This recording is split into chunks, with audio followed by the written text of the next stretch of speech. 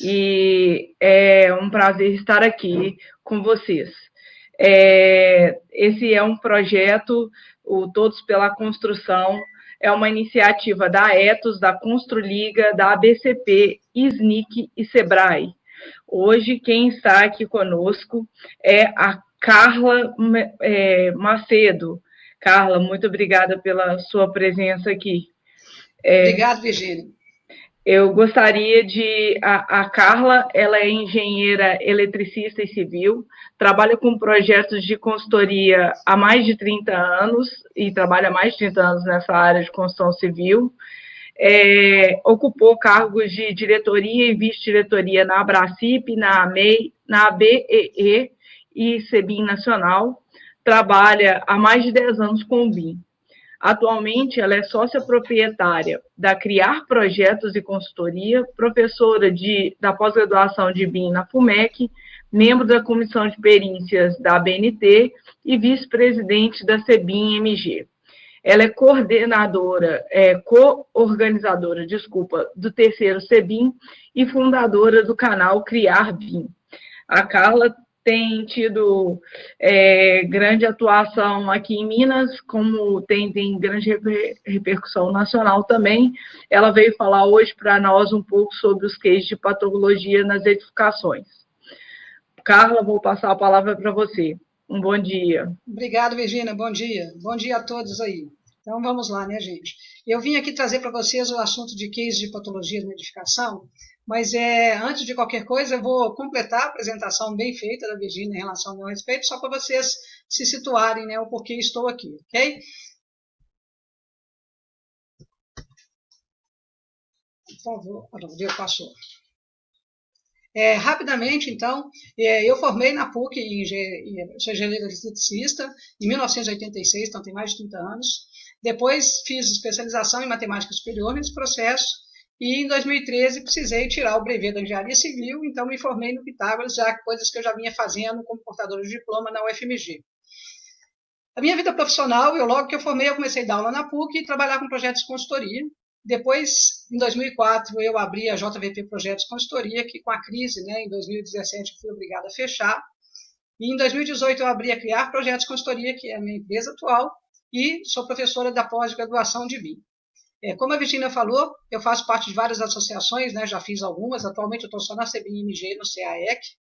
Para quem não conhece, o CAEC é o Colegiado de Entidades de Arquitetura e Engenharia Consultiva, que é um conjunto de representantes das diversas entidades em prol da valorização e busca do mercado, ok? Bem, eu também sou coordenadora da comissão realizadora do CEBIM, desde o primeiro CEBIM, que é o maior seminário BIM de Belo Horizonte, né, de Minas Gerais. A gente fez a primeira gestão em 2018, fizemos o ano passado, 2019, a segunda emissão, e agora a gente está partindo para o terceiro, que será esse ano. Ele estava previsto para junho, mas com a pandemia a gente adiou para 30 de setembro, então todos convidados aí, se vocês quiserem, basta entrar lá no site do CEBIM e vocês fazerem a inscrição de vocês.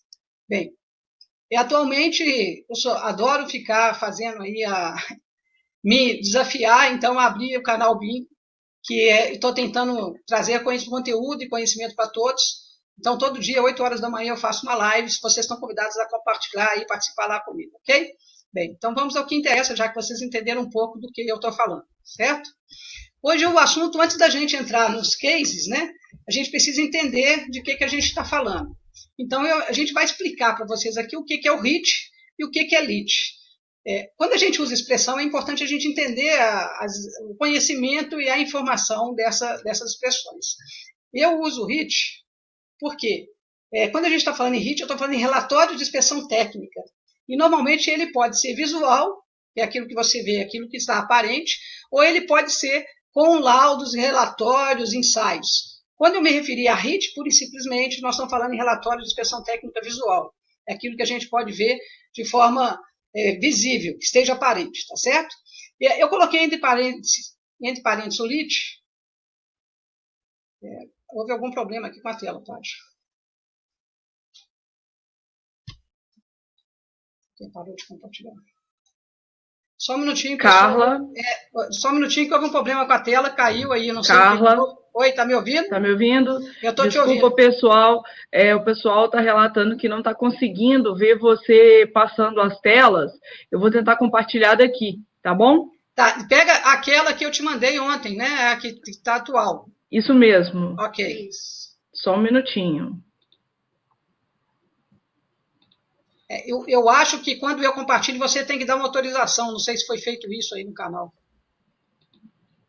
Na verdade, eu não sei. Eu estou buscando aqui o arquivo, só um minutinho. Não, sem problema. O pessoal, só um minutinho, é só uma questão técnica. Daqui a pouquinho a gente retoma e começa novamente, ok?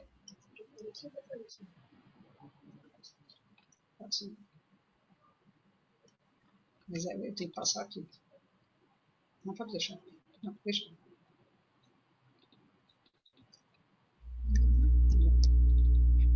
Mas aí eu vou sair fora. Tá fora assim, óbvio.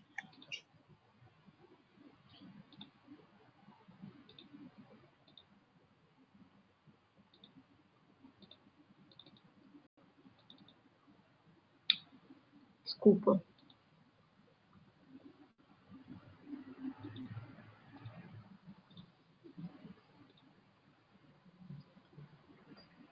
Carla, você quer ir falando sobre o HIT aí? Você coloca na tela e eu vou tentando aqui atrás resolver esse problema? Tá, você quer que eu compartilhe de novo a tela, então? Pode compartilhar e eu vou resolvendo aqui. Ok, então eu vou tentar compartilhar novamente. Obrigada, pessoal. Desculpe aí.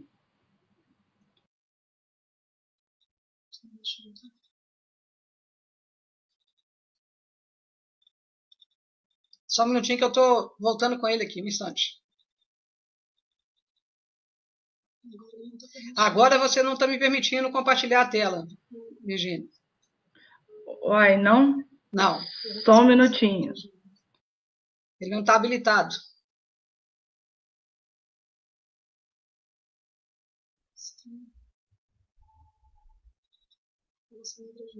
Eu vou sair e entrar de novo para ver se houve um problema, tá bom?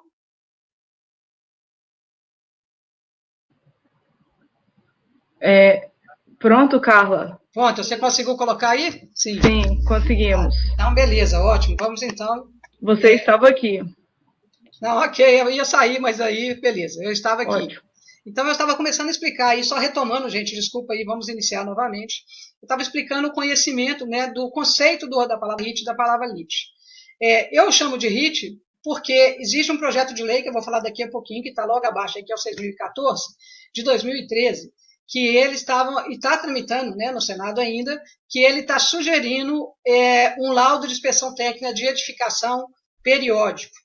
Então, a expressão que é usada nesse decreto, que eu vou destacar para vocês daqui a pouquinho, ele chama de LIT. Como eu faço esse serviço e não queria me confundir com uma expressão que ainda está tramitando, né, eu passei a chamar os meus relatórios de RIT, que é relatório de inspeção técnica.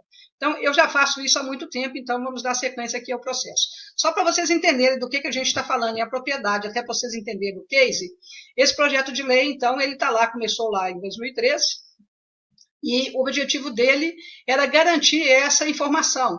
Então, o que essa lei, né, esse projeto de lei fala? Ele determina a realização periódica de inspeção na edificação para que a gente consiga garantir sempre esse procedimento de manutenção. Isso está tramitando já há bastante tempo, e no relatório inicial que a gente está dizendo dessa informação, que é o original, ele simplesmente fala assim, ele cria o laudo de inspeção técnica da edificação, então que doravante vai ser chamado de LIT.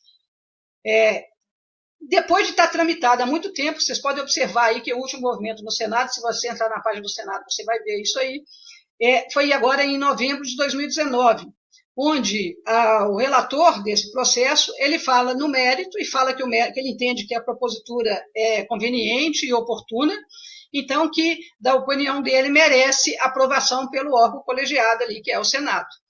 E aí ele expõe aí claramente todos os projetos de lei e as leis referentes a esse processo, confirmando essa situação.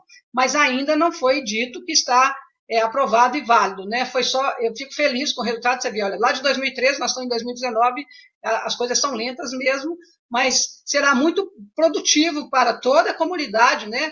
O pessoal de condomínio, os engenheiros, as construções terem esse documento como obrigatório. Por quê? Porque, infelizmente, a gente às vezes só é movido aquilo que é obrigatório. Então, ele é fundamental para vocês entenderem esse processo, isso aí foi só chamar a questão da lei. Para a gente falar agora dos exemplos de não conformidade, aí a gente vai fazendo as brincadeirinhas, a gente precisa ter em mente o seguinte, é muito comum que quando a gente vai fazer um relatório de inspeção técnica e a gente fala de patologia, né, uma análise de patologia ou não conformidade, de forma geral, as pessoas sempre pensam em trinca estrutural ou infiltração. Acontece que essa é uma das patologias que a gente tem. Pode até ser uma das maiores, mas não necessariamente, pode ser uma das mais perigosas, às vezes, mas não necessariamente, porque a gente tem patologias nas áreas de instalações de elétrica, nas áreas de instalações de SPDA e assim sucessivamente. Então, a gente vai entrar com alguns exemplos aqui, vou fazer umas brincadeirinhas com você. Eu estou trazendo algumas fotos de alguns relatórios de física e condomínios que eu fiz, e eu gosto de demonstrar não só as coisas de infiltração, como as trincas, mas as outras patologias que nem sempre as pessoas dão valor a olhar isso. Essa foto que vocês podem ver é de um relatório de um condomínio meu, o qual eu sou perita deles lá, e isso é uma sala de uso do zelador lá, dos funcionários do prédio. Olha que interessante o que vocês estão fazendo, né? Eu gosto de fazer isso muito com dinâmica de animação, mas como a gente está fazendo a transmissão em PDF, não é possível a gente fazer esse processo. Mas então observa, vocês estão vendo esse cabo preto aí, eu não vou conseguir mostrar a imagem para vocês com o meu mouse, mas vocês observem aí que tem aí um balanço aí preto, eu estou até chamando, né? E a gente pergunta qual é essa irregularidade, quais são as irregularidades que tem aí. Nesse caso aí tem duas irregularidades. Você tem uma fiação instalada de forma irregular, com uma flecha, né? A gente chama de flecha essa altura do alinhamento reto que dá com uma curva. Então a flecha dessa instalação é grande, o que provoca um certo peso nessas instalações que estão instaladas aí, e aí, para contribuir, as pessoas foram lá e acharam que podia funcionar isso como cabide, né, gente? Aí dá para ver ali que tem uma toalha pendurada no cabide, e o cabide pendurado na instalação. Gente, fiação não foi feita para suportar esse tipo de tensão, né? Esse tipo de esforço. E o que acontece quando a pessoa faz isso? A tendência é aumentar cada vez mais a flecha, e uma hora dá uma ruptura nessa instalação, pode até provocar um curto-circuito que pode gerar aí um sinistro de incêndio, alguma coisa nesse sentido. E às vezes a gente, quando é um perito e vai na obra, a gente não olha isso com esses olhos. Então, mesmo que você seja só engenheiro civil e que vá acompanhar para fazer um relatório de perícia, então aí, assim, por que é importante ter esse olhar, né? Eu faço questão de chamar a atenção, como dito lá na frente, eu sou engenheiro eletricista e sou engenheiro civil, e trabalho com patologia e coordenações há muitos anos. Então, eu bato o olho e olho todas as não conformidades, não só a da civil. Elas são importantes também, fazem parte do relatório, mas são todas de grau de importância e todas podem gerar problemas mais sérios. Às vezes, uma infiltração só está causando uma quebra de reboco, alguma coisa, às vezes, uma fiação elétrica desse jeito, se continuar e persistir assim, pode causar um incêndio, um sinistro e situações mais complicadas, né? Bem, um outro exemplo que eu gosto, nesse mesmo prédio, essa foto é desse mesmo prédio, vamos imaginar a animação aí, né? Eu estou fazendo uma seta chamando para vocês qual é a irregularidade. Cara, é fácil da gente ver a irregularidade. Bujão de gás, primeiro, não podia estar aí dessa forma. Segundo, para ficar mais alto, em vez deles colocarem uma curva, a mangueira mais longa atendendo o gás, eles pegaram um toco, que aquilo ali é um toco, e colocaram debaixo do gás. Olha o risco daquilo acontecer. Olha os problemas que acontecem ali. Ele não está completamente apoiado, vocês podem ver claramente na imagem, aí, não sei se vocês estão conseguindo ver na imagem, me dá um feedback aí para vocês poderem ver, que esse cotoco que eles puseram aí, que é um pedaço de pau mesmo, é um toco de árvore, que era isso aí, pintaram de preto e colocaram embaixo do bujão. E ele está por dentro do bujão, então o bujão não está totalmente assentado. Se ele não está totalmente assentado, ele corre o risco de balanço. Não sei se vocês conseguem ver que a mangueira do gás é curta, e a mangueira do gás sendo curta, se isso tombar ou cair, você corre um risco de gás vazar, a mangueira romper, o gás você não sente o cheiro, inodor, e aí alguém chega aí fumando, acendendo um fósforo, e aí BUM, né, explode. As pessoas não veem essa preocupação, então estou alertando que são não conformidades que nós temos que olhar quando a gente for fazer esse relatório. Então, na outra sequência, nós estamos tratando de uma outra edificação, só para vocês entenderem, aí são exemplos diferentes. E essa imagem, a gente quer mostrar os problemas de patologia, de infiltração e futuros problemas estruturais que ela causa. Esse aqui é só um pedaço, para que vocês possam analisar esse processo. E aí observa o seguinte, eu destaquei em verde aí na imagem, essa parede que a gente está vendo é a parede da fachada do prédio vizinho. O meu cliente é o prédio da frente, tá? É o que está para fora da tela, onde vocês têm esses gradil aí. Não sei se vocês estão observando na imagem, tem carros estacionados aí na frente, certo? Está dando para ver aí, gente? E aí eu destaquei, essa fachada inteira está com problema de infiltração, e a infiltração causa alguns problemas. Eu destaquei essa imagem para vocês prestarem atenção na próxima foto. E aí eu dei um zoom em alguns lugares piores. Então, olha só o que está acontecendo nessa fachada. Essa fachada está com uma contínua infiltração. Eu sou perita do prédio vizinho, tive que fazer no relatório um alerta a chamar o prédio, né, o condômino vizinho. Por quê? Porque está tendo uma infiltração no prédio deles, que aparentemente a gente está entrando nessa infiltração, além da infiltração da fachada, por causa da argamassa que já está podre, que já está velha, que precisa ser recuperada. Nós estamos falando de prédios bastante antigos. Além do mais, quando a gente subiu lá em cima na cobertura, na hora que você vê lá em cima na platibanda, está entrando água dentro da parede e dos revestimentos, né, da argamassa. E essa água vem descendo, causando essa infiltração nessa parede de toda forma. E em alguns momentos mais frágeis, em alguns lugares mais frágeis, que podem ter outro tipo de infiltração, contribuindo mais, que é posição, ali nesse outro prédio tem uma área de jardim, e pelo menos quando eu fui lá, esse relatório meu já tem alguns anos, que também estava impactando nessa parede. Então, que não tinha as devidas impermeabilizações. Então, a gente pode destacar e ver aí os problemas que estão acontecendo com a argamassa vai ficando podre, então esse reboco vai caindo, e aí esse reboco cai lá embaixo, onde tem carro estacionado embaixo, e cria um problema judicial, que é danos a terceiros. Então, a gente tem que tomar um cuidado, além de estar estragando o prédio, criando problema de patologia, deixando a fachada ruim e feia, também cria problema de responsabilidade civil de terceiros, que é um cuidado que a gente tem que alertar o condomínio das preocupações, porque isso causa dano financeiro ao condomínio, essa contínua reclamação, ok? Então, esse é um outro case. Esse case é de um outro prédio, e aí a gente vai fazer uma brincadeirinha, eu gosto muito de brincar assim, do jogo dos 7 erros, né? Não sei se vocês conseguem ver essa imagem aí. Essa imagem tem um espelho na porta, então quando você abre, ele está refletindo, mas dá para vocês verem. Você olhando a sua imagem, do lado esquerdo, nós temos um quadro que é QDC, quadro de distribuidor de circuito, que é o QDC do condomínio. Do lado direito, que está com as portas abertas, vocês estão vendo um DG, que é um distribuidor geral. E aí, nesse distribuidor geral, eu dei um zoom na foto para vocês destacarem, e aí a gente fica perguntando, o jogo dos 7 erros, assim, quais são os erros que aqui tem? Dá para a gente procurar vários, né? Eu destaquei alguns. E nesse, para destacar alguns, eu destaquei o erro que estava.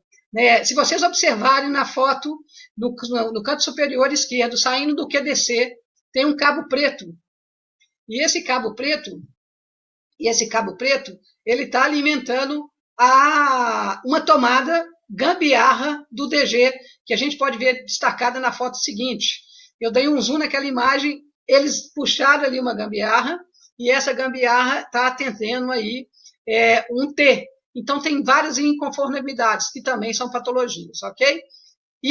Só para fechar essa foto, tem uma tomada cheia de fio exposto do lado de fora, área de condomínio, onde crianças passam, pessoas passam, pode encostar aí, tem um culto, então, mais uma inconformidade. Essa outra inconformidade é só para vocês destacarem, a brincadeira é muito grande, né? Como que eu vou acessar o extintor de incêndio que está atrás do carro, estacionado na vaga em caso de sinistro? Esse é um outro case que a gente tem. Eu vou acelerar um pouquinho para a gente compor o nosso tempo aí, né? Porque a gente atrasou um pouco no processo. Isso é uma laje de cobertura que já perdeu a sua manta, e aí ela está cheia de pontos de danos, infiltração, e está pingando infiltração na caixa de baixo. de casa de máquinas. Se aqui embaixo tivesse uma caixa d'água, estaria entrando água poluída na caixa d'água, que seria um outro problema de patologia e que é um problema recorrente. E vocês podem observar que nesse prédio a gente não tem a malha de captação do SPDA. Vocês podem ver na platibanda aí, pertinho desse retângulo branco, que você não vê o anel de captação do SPDA. Então, esse prédio também não tem a rede de SPDA. Isso aqui é um outro prédio, é uma briga que a gente tem muito com os nossos instaladores de TV a cabo, né? É um grande problema, pessoal de TV a cabo e internet. Esse prédio é construído com alvenaria estrutural, onde no documento do projeto e nas placas estão dizendo que é proibido furar a edificação. Porque quando você tem um bloco de alvenaria estrutural, você não pode sair quebrando, não pode furar. Aí tem várias imagens, nesse condomínio tem várias antenas externas colocadas, e olha o que o cara da TV a cabo fez. Ele, em vez de entrar com o cabo uma única vez e lá dentro fazer a derivação, ele fez vários furos. Eu contei aqui 1, 2, 3, 4 furos. Já não podia furar porque é bloco de alvenaria estrutural. E ainda furou em 5, 4 lugares diferentes, gerando um ponto de filtração, e ele não fez a devida vedação. Então, quando chove, a água entra por esse poro e está causando uma infiltração grande na fachada. Bem, essa foto é desse mesmo prédio anterior, o muro de divisa. Olha aí o pilarete que suporta o muro de divisa, com todas as ferragens expostas, faltando aí, alto risco de desabamento, porque eles já estavam bambo. Eu não pus aqui a foto, ainda estava tendo uma erosão debaixo lá do muro, e estava descalçando. Então, são questões sérias. Eu estou mostrando que a gente tem vários tipos de patologias diferentes, né?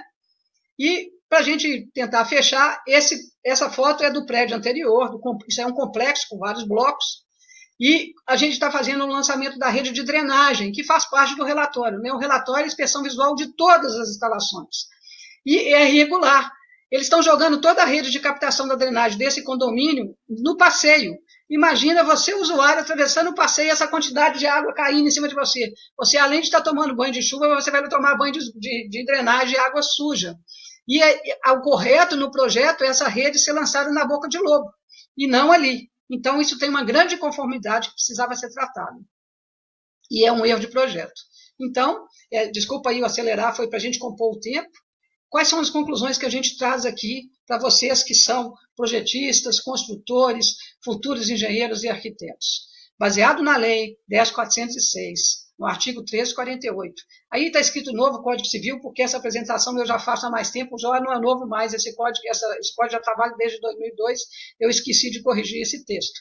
Ele fala claramente que compete ao síndico diligenciar a conservação e guarda das partes comuns e zelar pela prestação de serviços de interesses dos possuidores, que são os proprietários. Então, é uma responsabilidade grande dos gestores do condomínio, quer ser síndico morador, quer ser síndico profissional, ou quer seja uma comissão administrativa. Ela tem que atender e recomendo que eles façam um relatório sempre que possível. E se o PL, projeto de lei, for aprovado, conforme tudo indica pelo relatório de 2019 que eu citei anteriormente, eles vão ser obrigados a prestar a atenção de fazer esse relatório técnico visual, que vai passar a se chamar LID, Laudo de Inspeção Técnica da Edificação. E se isso for obrigado, gente, olha a grande demanda pericial que nós, projetistas, temos no mercado. Então, eu já trabalho com essa área há mais tempo, mas pode abrir, né, nesse mercado complicado, que tudo está sempre em crise, pode ser uma demanda grande se a gente for especialistas das áreas, né? Só lembrando, quando a gente faz um relatório de edificação, a gente está atendendo as áreas generalistas, e não especificamente só civil ou só elétrica, nós estamos falando de tudo. E aí, esse é o recado para vocês, né? Se preparem para isso, e estou aí para disposição, qualquer dúvida que vocês tenham, qualquer comentário, se ainda tiver tempo. Virgínia, te devolvo aí, agradeço aí o trabalho para vocês, está aí o meu e-mail à disposição. Oi, muito obrigada, Carla. Sensacional a sua palestra. E nós tivemos alguns questionamentos aqui. O primeiro deles, eu acho que, como a gente teve aquele probleminha lá no início, né, com a apresentação, o pessoal ficou meio em dúvida o que é o CEBIM. Não sei exatamente se é o terceiro CEBIM ou o que é o CEBIM mesmo. Eu vou tentar voltar as telas aqui para a tela do CEBIM, e se você puder falar novamente, acho que seria legal. Claro, posso sim. CEBIM, gente, é Seminário BIM. Lá em 2017, enquanto eu era vice-presidente de comunicação da Bracif, e então o Bruno da Progelete era o presidente da gestão, porque a nossa gestão acabou, a gente não faz mais parte da diretoria atual.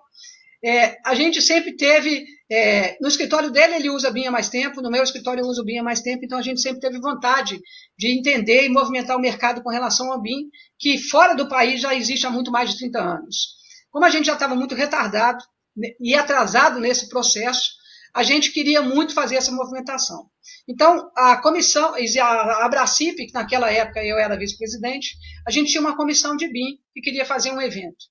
E conversando com o Roberto Matosinhos, do Sinduscom MG, ele também queria fazer a mesma coisa e estava fazendo algo parecido. Aí nós fomos conversar com o Sebrae e percebemos que eles também estavam fazendo algo parecido. E aí a gente percebeu que, mais uma vez, que para mim já é uma coisa clara, né? Que a união faz a força, né, Virgínia? E juntos sempre somos muito mais. Então a gente fez uma comissão dessas entidades, que foi o primeiro CEBIM, que foi a Bracif, o Sebrae e o Sinduscom. Naquela ocasião, a gente convidou a Câmara BIM, que ainda naquele momento não era uma entidade legal, porque estava ainda em processo de registro do seu estatuto, para participar com a gente. Então, essas 4 entidades, Sinduscom, Sebrae, a Bracif e a Câmara BIM de Minas Gerais, montou um grupo para realizar um evento em conjunto. E foi feito o primeiro CEBIM, que foi um evento em junho de 2018, nós tivemos, assim, 250 pessoas, um público enorme, e a gente ficou impressionado, porque o objetivo do primeiro CEBIM foi trazer cases de projetos, então a gente trouxe cases de projetos, e o objetivo nosso era a prata da casa, era mostrar que não precisava ir para Belo Horizonte, para o Rio, para São Paulo, porque nós tínhamos profissionais competentes em Minas Gerais que atendessem. A gente abriu um concurso para eleger os projetistas. Aí, os cases vencedores foram fazer essa apresentação. No segundo ano, na sequência, a gente fez apresentações de construtoras e trazer coisas de mercado, e trouxemos, inclusive, trouxemos o pessoal do governo para tratar, para falar as informações, e de 250 pessoas, nós passamos aí por um de 400 e tantas pessoas. E aí, o terceiro CEBIM, que já está formatado no site, se vocês entrarem no site do CEBIM, SEBIM, vocês vão verificar que já tem lá a programação. Esse ano, se não tiver mais um adiamento dos problemas de voo, esse evento vai ser internacional. A gente já tem a confirmação do Rob, que vai vir fazer uma palestra para a gente. Já está com a grade, porque também esse ano a gente fez concurso de novo para escolher os palestrantes. Então, vai ter palestrantes de empresas de projetos pequeno e médio portes, vai ter palestra de construtoras, de uso do BIM para marketing, e da parte do poder público. Então, depois vocês dão uma olhadinha lá no site, tem toda a programação, e estão convidados a vocês fazerem inscrição. O evento foi adiado para 30 de setembro, porque, infelizmente, foi cancelado todos os eventos nesse primeiro semestre, e aí estão convidando vocês, porque é o fórum onde a gente vai apresentar sempre o que tem de melhor, as novidades que tem, acompanhando aí o decreto federal. Então, esse é o seminário BIM, ok? Ok, Carla, muito obrigada. Uma outra pergunta é qual a periodicidade prevista na lei para o LIT? O documento que está no projeto de lei, eles preveem que esse LIT seja anual. Mas se você, como ainda não é lei, né, é um projeto de lei, ele exige que seja anual. Mas se você olhar a norma 5419, que fala de descarga atmosférica, ela fala lá que você tem que ter um relatório. Você tem que ter dois tipos de documentos. Um que é relatório visual, e nesse relatório visual, ele fala que você tem que ter isso aí a cada semestralmente ou anual, e o visual pode ser feito por qualquer pessoa, inclusive pelo zelador, sabe? Ele pode ir lá em cima, a gente orienta o zelador, ele vai lá em cima, nos lugares onde são visíveis, verifica se as captações estão bambas ou estão rígidas, se tem coisa bamba, e esse relatório visual, ele bate uma foto e fala assim, ó, as conexões estão bambas, então ele vai pedir para reapertar, ok? Não precisa ser um especialista nem um engenheiro, basta ser o zelador orientado por uma equipe de engenharia. Mas a 5419 obriga que as residências, né, as edificações residenciais, façam o relatório com a RT e medição de aterramento a cada 3 anos. Então, isso já é obrigatório. O síndico tem a obrigação de ter isso. Da mesma forma que ela tem que ter a validação do AVCB, né, que é o auto de vistoria do Corpo de Bombeiro. Então, resumindo, esse projeto de lei ele só vai fortalecer o que outras normas já vêm pedindo. Então, esses relatórios já têm que ser feitos, por isso é que eu já trabalho com isso há muito tempo e acabo que eu gerei esse documento. Porque eu tenho convênio com alguns síndicos profissionais, a gente faz esse relatório para orientar eles num plano diretor de manutenção, entendeu? E aí ele fica mais seguro, né? Porque ele já sabe quais são os problemas que estão acontecendo. Então, a periodicidade da lei está dizendo que vai ser 1 ano, mas ainda ela não está aprovada. Mas outras normas que são lei, né? Porque são chamadas pelo Código do Consumidor, que tem que ser atendidas, acaba tendo força de lei, sim, e aí tem que ser atendidas. Então, nesse sentido, eu recomendo que esse relatório seja feito pelo menos 1 vez por ano. Ok. Muito obrigada, Carla. Antes da próxima pergunta, pessoal, eu coloquei aí no chat, porque algumas pessoas sempre questionam se esses vídeos vão ficar disponíveis da apresentação. Todos os vídeos do Todos pela Construção estão disponíveis no YouTube. Então, é só acessar esse link do YouTube aí do Todos pela Construção, que vocês vão ter acesso a todas as palestras já realizadas. A próxima pergunta, Carla, a pessoa está perguntando que ela ficou com um pouco de dúvida quanto ao furo na alvenaria estrutural. Mesmo sendo um furo de diâmetro pequeno, impacta consideravelmente na causa de problemas? Olha, nós vamos falar de vou responder isso de 2 formas, tá? A primeira é independente de causar o problema ou não. Quando a gente recebe um projeto de estrutura, usando a alvenaria estrutural, vem escrito no projeto que é proibido o furo ou o corte em qualquer instalação. Isso, quando o prédio é construído com alvenaria estrutural, na hora que você entra no prédio, tem uma placa no prédio, né? Todo mundo pode passar a observar, e lá diz que o prédio é feito com alvenaria estrutural e que é proibido fazer furação e cortes. Então, eu estou respeitando, antes de te falar se deve ou não, eu estou te dizendo que não pode. Por que não pode? Porque o profissional que calculou aquela estrutura informa que se tiver, ele lava as suas mãos. Ele torce para todo mundo furar, porque aí lavou a mão, a responsabilidade não é dele mais. Alguém lá furou, girou o problema. Agora eu vou te falar como engenheira civil e que toma um pouco de cuidado. Eu não recomendo, porque a gente não sabe exatamente como foi construído, e às vezes, na hora que você for furar, você pode furar exatamente no ponto frágil do bloco. E além do mais, quando você faz um furo, né, esse furo pode provocar irradiação, né, nessa coisa. E aí você, ao furar, se você não souber fazer isso direito, você irradia com microfissuras no seu bloco. E aí, por isso é que ele não recomenda o furo de jeito nenhum. E se você estiver furando de dentro de casa, você vai causar essa microfissura o bloco estrutural, né, gente? Normalmente ele tem vazios que você pode pôr ground ou não, mas se você está fazendo isso da parte de interna da casa, você está provocando a fragilidade do bloco. Mas quando você está fazendo isso pela fachada e não tampar, você está colocando pontos frágeis de acesso de outras patologias. Porque quando chove, se você tem chuva lateral, a água entra naqueles pontos diretamente, o que vai entrando com a infiltração para dentro dos blocos e causando infiltração na fachada. Além disso, a gente sabe que a estrutura não é bem-vinda com água. E aí, se começa a entrar muita água nesses pontos frágeis que já comprometeu, ele ainda provoca uma diminuição da resistência dos blocos, por causa dessa umidade. Então, assim, eu te dei 2 motivos para não fazer. Eu não recomendo. Na verdade, é uma premissa de norma, né? De norma. Então, você tem que ter todos os cuidados para também não perder as garantias, né? Claro. Vamos para a próxima pergunta. Bom dia, Carla. Você poderia me explicar a questão na qual sugerem que as informações, principalmente sobre sistemas construtivos, na adequação, vistoria, reforma da edificação, observando ainda muitas empresas com dificuldade de conhecimento técnico sobre o sistema, pode me esclarecer um pouco? Eu estou entendendo que a pergunta dele refere-se à norma de desempenho, principalmente, porque isso está claro lá no item da norma de desempenho. Gente, eu estou falando isso porque, entre outras coisas, eu também sou especialista em norma de desempenho, até fiz parte do grupo de estudo que construiu aquele manual de contratação de projetos segundo norma de desempenho, para vocês entenderem. É um manual que o Sinduscon tem, que disponibiliza lá, depois vocês procuram lá no Sinduscom, que é muito importante vocês perceberem. Mas então, respondendo a sua pergunta, infelizmente, né, gente, competência é uma coisa complicada, né? As pessoas formam e vão lá e tiram o CREA e fala que é engenheiro. Isso não quer dizer que o cara seja competente. Gente, eu sou muito sincera e eu falo claramente as coisas que eu penso.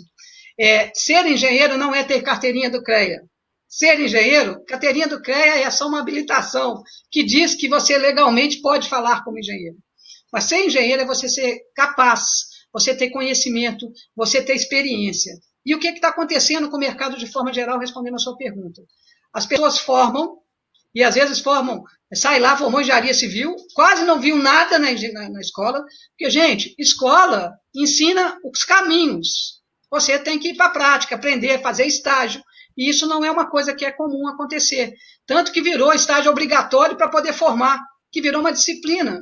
Então, a gente tem que entender claramente. As pessoas, infelizmente, nem todos, existem muitos profissionais competentes, demais, diversos, mas nem todos. E, às vezes, o contratante procura o custo-benefício financeiro. Ele faz vários orçamentos e contrata aquele engenheiro que apresenta o menor preço. E nem sempre o menor preço é o melhor, a pessoa mais capacitada. Pode acontecer de o melhor preço ser uma pessoa capacitada, mas nem sempre é. Então, isso é um problema muito sério. E aí eu acho que isso, para mim, é uma mudança de paradigma. Eu brinco muito assim, esse assunto é água mole em pedra dura, tanto bate até que fura.